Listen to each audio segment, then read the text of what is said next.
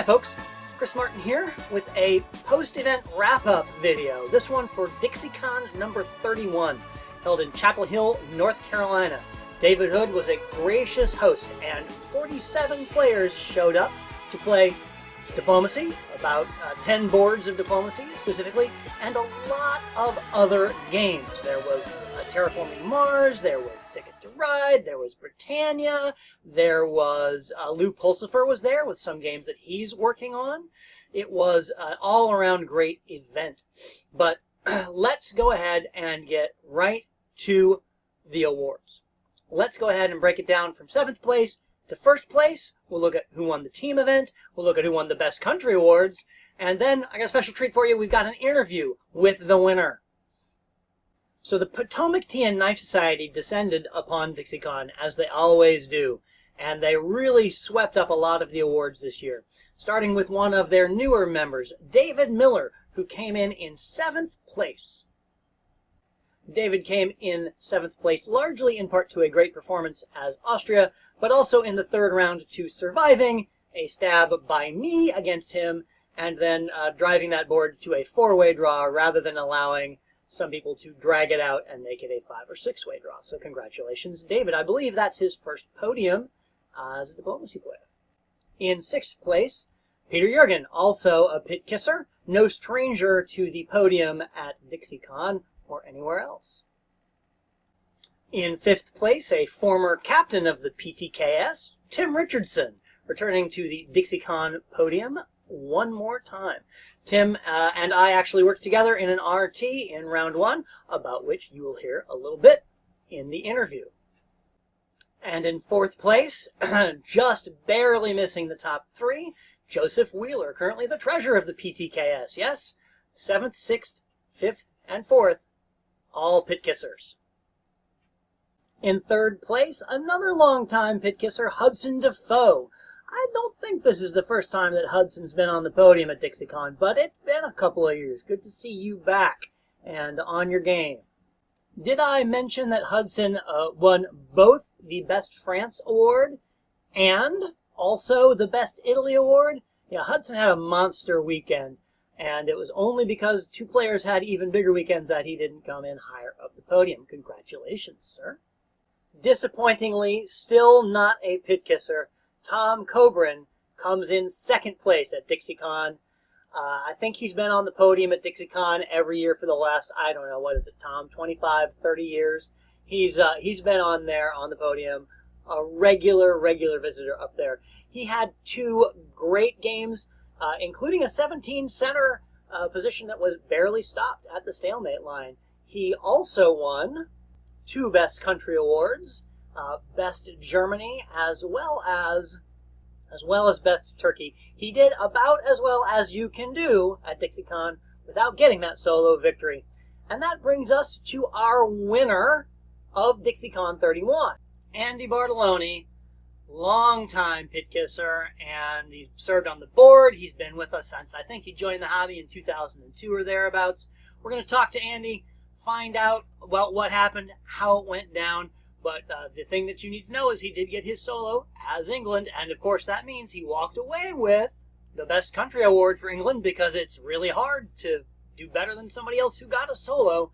But in addition to that, he walked away with one of the most coveted awards this year, or indeed any year, and that is the Golden Blade, awarded at Dixiecon for the best stab of the weekend. Congratulations to Buffalo. Now there are a couple other awards that we need to wrap up here. Saturday night is the team event, and that's when you get together with 3 of your friends who aren't on the same board as you. And your best aggregate result from those 3 players is going to be the team tournament winners. You saw a picture of Graham Woodring, who was a team winner from a previous round, who hadn't been able to stick around to collect it.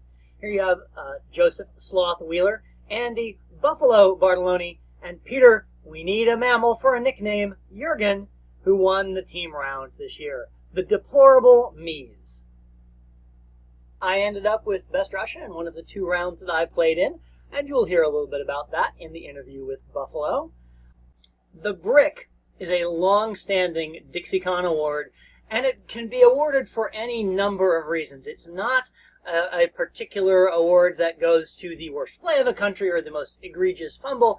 It has been awarded for many things that happened outside of the play of diplomacy in the past, but this year it went to Bill Hackenbrack, who unfortunately coughed up the solo, as you will hear in the interview with Buffalo, which is coming up next. So, Andy, I'm hoping that you can tell us a little bit about Dixiecon, how it went, how you won it, anything that you want to tell us. What was your round experience, right? You played all 3 rounds, yes? I did play all 3 rounds. You want to walk us through them? Let's start with that. Sure, I can walk you through them. So, Chris, you were on my first round board. I was on your first round board, yes, I remember that. Where you and my 2 neighbors jumped me. Yes. Although, to be fair, I want to say that you were Austria, and Italy came to Turkey and I and said, I'm thinking about running in on Buffalo. What do you think? And oh, no. Pod and I, yeah, okay. My feeling is that any time that Italy says that to Russia, the answer is yes. Yeah, go for it. Exactly. I think I honestly said, I'm not sure how that will end for you. But I don't want to discourage you. I had a pretty quick Friday night. Yep. As you might expect. And I played a couple other games and hung out a bit. What else did you play there? Terraforming Mars. Terraforming Mars, very popular. And actually, that might be the only game I played all weekend other than Diplomacy. There were a lot of games of Terraforming Mars played. There were. I played some Ticket to Ride. That was about it. All right. But that's how the first round went. I was dead in 03, I think. I think that's right. And I don't think Italy ever got bigger than 4. No, I don't think he ever got a 5th dot. Nope. Yes. Yep. While running in on me. Yeah. And I was gracious enough not to say I told you so. Until now. Until now. Yeah, the other part is that when you're almost any power and 3 people come for you, you die. You're dead. Yeah, that's what happens. Yeah, the other part was that I couldn't sway Tim Richardson in Turkey to do anything. And it garnered the new nickname of "You Are the New David Hood," Chris Martin. Because that is the way Tim Richardson treats David Hood. I like hearing that. I play a lot of games with Tim. That's valuable information. It is. Round 2 was a little different. Yes, about as different as it could be, huh? I played at England and Germany and France. Both came to me and wanted to work with me. And I got to 5-1, and at the end of 02, I believe I actually came to you, Chris, and said, the German is the only player who's being sane on this board, and I can stab him for 3. I can stab him for 2 and take St. Petersburg. Oh. But I really shouldn't. And you were like, that's your call, son. And I stabbed him for 2 and took St. Petersburg and got to 8. Wow. And then I stabbed Todd Craig in 03 for 3. He was France? He was France. So you went 5, 8, 11? Yes. Wow. And I just started steamrolling in that direction. Was it nobody backed off of Ecton or...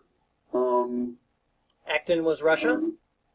Ecton was Italy. Italy. Oh, okay. So on the other side of the board, it's only 1903.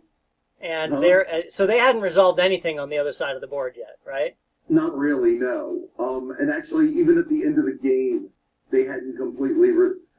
eventually Hackenbrack ate Austria and 8 parts of Russia. Okay. I don't actually remember exactly how that played, but, we rolled up to 1908 or something, and I was at 15, and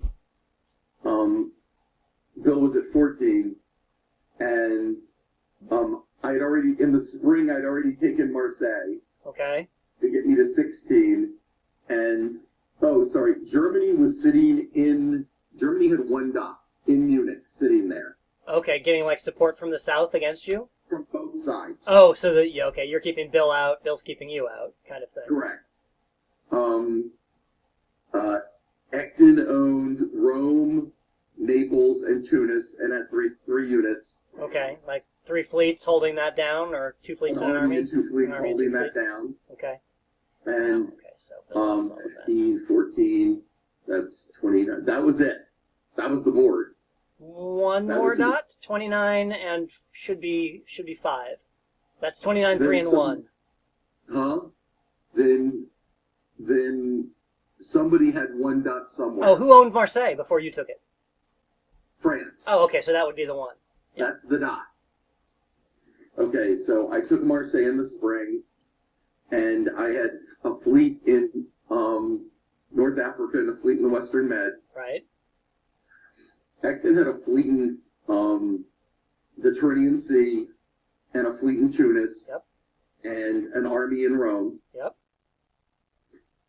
And Hackenbrack had a fleet in the Ionian. Okay, so classic, you're not going to get Tunis, he's not going to get Tunis kind of situation. Right. Yeah, Ecton is like, I'm in the draw, bitches. Let's go. Yeah, pretty much. So I come to Ecton and I go, how are you defending? Because from the positioning of Hackenbrack's armies, he literally could take a whole bunch from it. Okay, so he could like either convoy straight into Naples or walk. Correct. He could walk the army down from Venice to Rome. No. He could force Rome? Puglia. Oh, okay.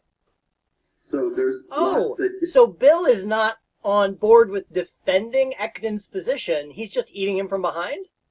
Correct. Oh, dear. So Ecton has told me how he's going to defend. Okay. Then Bill walks over to me with about 2.5 minutes left and says, so you're supporting me to Tunis?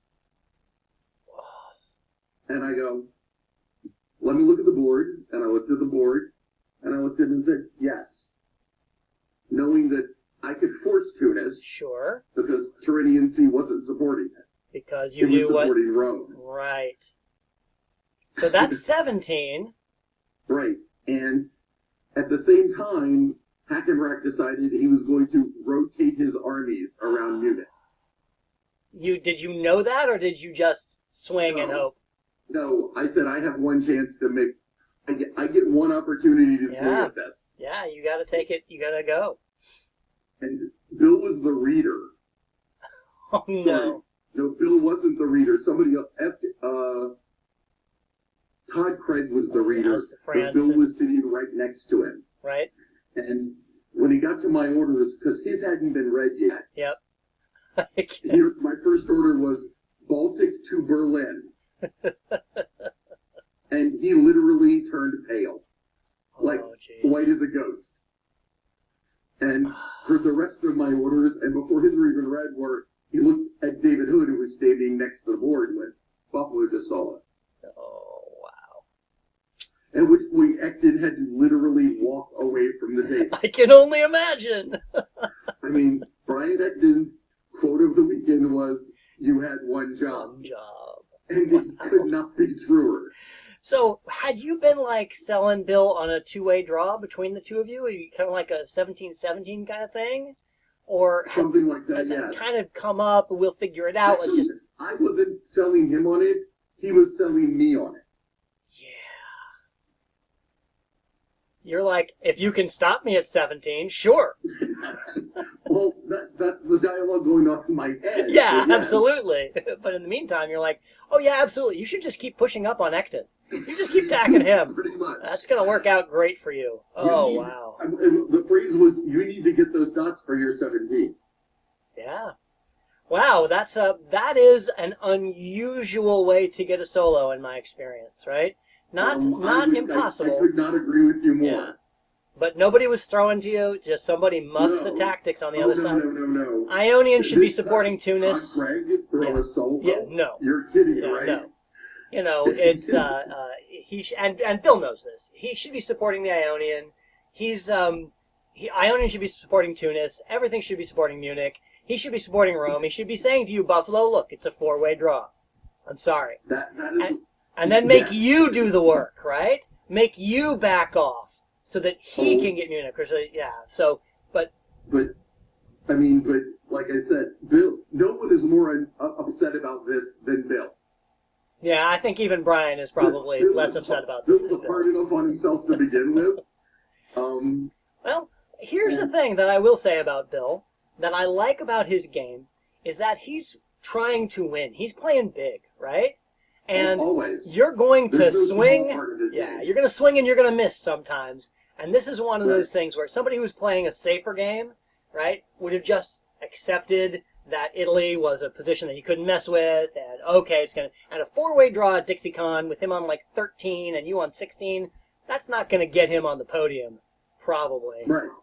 Correct. So that is not. He's trying to improve his position. Well, all right. So there you are. You're the tournament leader now. You got a solo, but that by itself might not be enough at Dixiecon. It wasn't enough. Okay. So what was? I needed a result on Sunday. What was Sunday like? And I got a bad 5-center 4-way draw with Russia. I mean, there was a big F on the board. Okay. Peter Jurgen and Jeff Ladd rolled east from the west. Okay. They ate Germany quick, and they were eating my position until I sort of recovered. Okay. And how did you stabilize? Did you stabilize in Austria, or did you recover home centers, or holding them? I had 3 home centers, Austria, Romania, 1 Austrian, 1 German. Oh, wow! So you were like in Berlin? Yeah. Wow. Okay. With Turkey owning the rest? Yes. Who was your Turk in that one? Honestly, I don't remember. Oh, okay. Well, that's a little embarrassing for them because clearly they didn't run in on. If they eliminated you, I don't remember. Was it somebody you had not played with before, or I'm just trying to think context-wise. Do you remember negotiating about the Black Sea with them? Maybe that'll help bring them to your face to the. No. It has been a few weeks. Totally a blank right now. A blank. All right. It'll probably be somebody that you know really well, and you'll be like, dur, dur, dur. Okay. Yeah, so this is I think your first time winning Dixiecon. It is. Is that right? And how many appearances? Do you know how many times you've been there? It's 2017. My first Dixiecon was 2002. 15-ish? One since then. 14. 14 years. All right, man. I've come in second 4 times. 4 times? Wow. That's and do you remember, like, were any of them like really close, like 1 or 2 dots difference between first and second? 2 of them were less than 4 dots. 1 of them was 1 dot.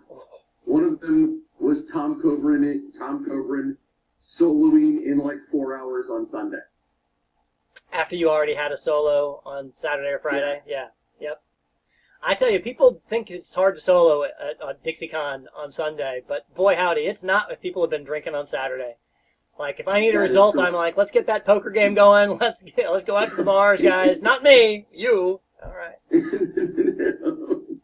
Well, that's great, man. So, any thoughts, any reflections, about I mean, the weekend? I don't want to call it a monkey off my back, but it's good to finally have one of those on the wall. Sure. Yep. Yeah, it is. But no, David runs a great tournament every year. Yeah. I think everyone should come to it. Absolutely. It's just a screaming good time. And it's interesting. It's not a huge diplomacy tournament, right? It's 3 or 4 boards most years, right? Around. Anytime it's not DipCon or Worlds. Then, I think 4 or 5 boards sometimes. This year it was 4 boards on Friday, and then 3 on Saturday and 3 on Sunday. But it's just the quality of play is really high. Oh, yeah. Absolutely. And the quality of people is really high, right? It's about the time you don't spend playing diplomacy as much as anything else. No. Everybody there is solid, and the venue's solid, and it's just a good time. Yeah. It's one of the things I make it to every year. Yeah, me too, if I can. I don't know that I've missed it in 15 years, so I definitely have made it a priority. All right, sir. Well, thank you very much for that report. Congratulations on your win. And I will catch up with you again soon, I'm sure. Take care, my brother. Have a good one. All right. Bye-bye. So that's it. Another year, another Dixiecon. It's coming back around again, Memorial Day weekend in 2018. Don't miss it next year if you missed it this year. I don't know if I mentioned there were 7 brand new players who came to Dixiecon who had, many of them had never played a game of face-to-face diplomacy before. They did real well. One of them was chosen as the favorite player of the weekend, Clem. I'm going to put a picture of him up right here at the end of the video. And he's now hankering for the tournament circuit. And he's going to be coming to a few more events on the East Coast this year. So, I hope you enjoyed this video. Give me a like if you liked it. If you like what I'm doing with these diplomacy videos, go ahead and subscribe to my channel. And if you really want to support what I'm doing and have more diplomacy videos, go ahead and check me out on Patreon, where you can follow me with a monthly donation to help make more diplomacy videos. Thank you guys very much. Until next time, I'm Chris Martin, and I'll stab you soon.